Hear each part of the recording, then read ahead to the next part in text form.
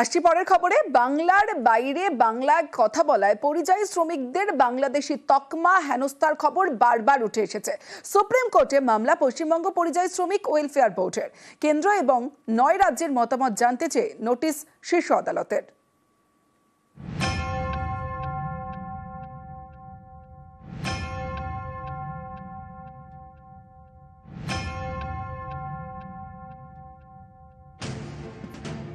বাংলার বাইরে বাঙালি পরিযায়ী শ্রমিকদের হেনস্থা, কাউকে পাঠিয়ে দেওয়া হচ্ছে বাংলাদেশে, কাউকে আটকে রাখা হচ্ছে ডিটেনশন ক্যাম্পে।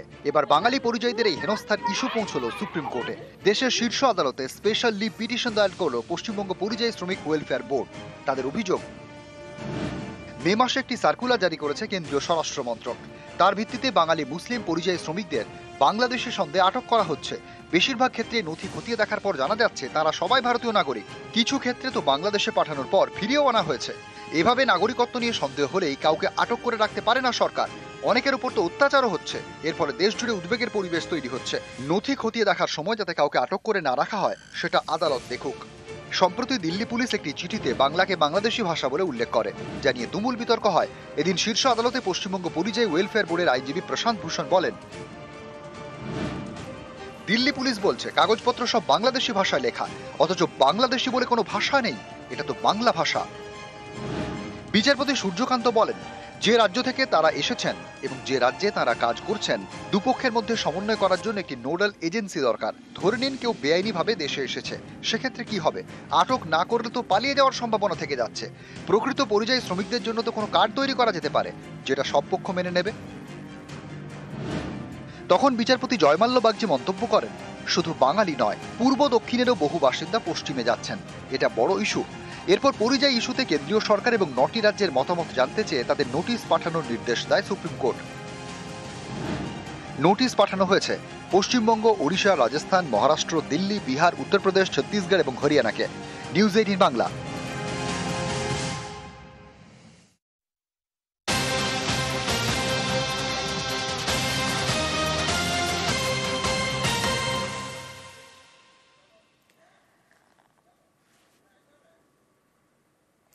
বাংলা বলায় বেধড়ক মার ভয়ঙ্কর অভিজ্ঞতা শুনিয়েছেন কালিয়াচকের আমির শেখ 25শে জুলাই। দেখুন প্রথমে। আমাকে ধরেছে রাজস্থান থেকে, বলছে তোর আধার কার্ড আছে, আমি দেখালাম আছে, তোর আইডি প্রুফ দেখা, আইডি আমার নাই, বলছে না এটা বাংলাদেশি আছে। বাংলাদেশি বলে আমাকে ওখানে 2-3 দিন রাখলো থানাতে, রেখে এবার আমাকে জেলে পাঠিয়ে দিল। জেলে আমাকে 2 মাস রেখেছিল। 2 মাস রেখে পর আমাকে বেসেবের হাতে দিয়েছে, বেসেব রাত্রে আমাকে পার করে দিয়েছে। আমার বাড়ি জালালপুর, ডিস্ট্রিক্ট হচ্ছে মালদা, কালিয়াচক হচ্ছে থানা। এখন আমি বাংলাদেশে আছি। তোমার বাংলাদেশে কেউ আছে? কেউ নাই, বিলকুল কেউ নাই।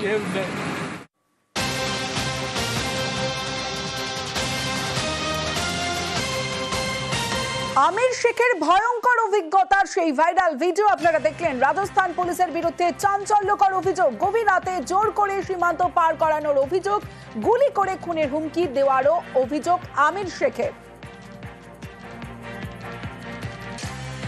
রাজস্থান পুলিশ কেন আপনাকে থানায় নিয়ে গেছিল? বাংলা কথা বলার জন্য আমাকে নিয়ে গেল। আমাকে তারপরে বেসেবের হাতে পুলিশ তুলে দেয়, তারপর আমার কুচব্যাক করে দেয়। বর্ডারে নিয়ে যাওয়ার পর কি করলো বিএসএফ? ফটো কুটালো, ভিডিও বানালো, বলছে কোথাকার স্থান তো তুই? আমি তো ভারতের নাগরিক। তো বলছে না, তুই ভারতের নাগরিক না, তুই বাংলাদেশি বলে আমাকে অনেক মেরেছেবি। ওরাই বলেছে আমি যা যা বলবো তা তোকে বলতে হবে। বাংলাদেশ কিভাবে পাঠালো? রাত 1টার সময় আমাকে নিয়ে যাওয়ার পর একটা গেট ছিল, গেট আমাকে তালা খুললো। তালা খোলার পর আমাকে বলছে এই সিজা রাস্তা আছে, ধরে নে, ডান দিকে গেলে বাম দিকে গেলে গুলি খাবি। 8 জন ছিল সঙ্গে, 8 জনের ভিতরে 7 জন বাংলাদেশি আর আমি একা ইন্ডিয়া। বাংলাদেশেও কি পুলিশ ওখানে অ্যারেস্ট করেছিল? হ্যাঁ, অ্যারেস্ট করেছিল। অ্যারেস্ট করার পর আমাকে ওখানে 20 দিন এরকম রেখেছিল। আবারও কি কাজের জন্য বাইরে যাবেন? সে তো যেতে তো হবে, গরিব মানুষ, খেটে খাওয়ার মানুষ আমরা, না খাটলে খেতেও পাবো না।